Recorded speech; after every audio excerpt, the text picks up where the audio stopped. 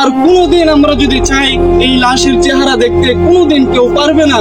এজন্য আপনাদেরকে বলে যাই, আমাদের দাদা ছিল, আজকে আমাদের দাদা দুনিয়াতে নাই। আমাদের নানা ছিল, আজকে দুনিয়াতে আমার নানা নাই।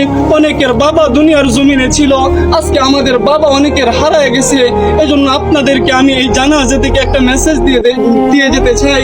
যারা আজকে মনে করতেছেন যে দুনিয়ায় আমার জন্য আসল, এ দুনিয়ায় আমার, আল্লাহ তাআলা বলতেছেন আমাল হায়াতুদ দুনিয়া ইল্লা মাতাউল গুরুর, যে দুনিয়াটা হচ্ছে একটা ধোঁকা, এ দুনিয়ার সব কিছুই ধ্বংস হয়ে যাবে। আমাল হায়াতুদ দুনিয়া ইল্লা মাতাউল গুরুর, যে দুনিয়াটা ধোঁকা। আজকে তোমার স্ত্রী, সন্তান, আত্মীয় স্বজন এরা সবাই ধোঁকা। এজন্য মুহতারাম হাজরিন, দুনিয়ার মুখ থেকে আজকে আমরা আমাদের চেহারা, আমাদের দিল, আমাদের কলব আজকে আমরা আল্লাহর দিকে ফিরাইয়া দেই। যে জিন্দেগিতে যত গুনাহ করছি, আজকে এই জানাজা থেকে আমরা প্রতিজ্ঞা করতে চাই আর গুনাহ করব না। যেই কবরে আমাকে যেতে হবে, সেই কবরে আমাকে একা থাকতে হবে, আর গুনাহ করব না। এই প্রতিজ্ঞা করে যদি আমরা এই জানাজা থেকে যেতে পারি, ইনশাআল্লাহ এই জানাজা আমাদের জন্য সফলতা বয়ে আনবে। সুবহানাল্লাহ। কথা লম্বা করার কোনো প্রয়োজন নেই।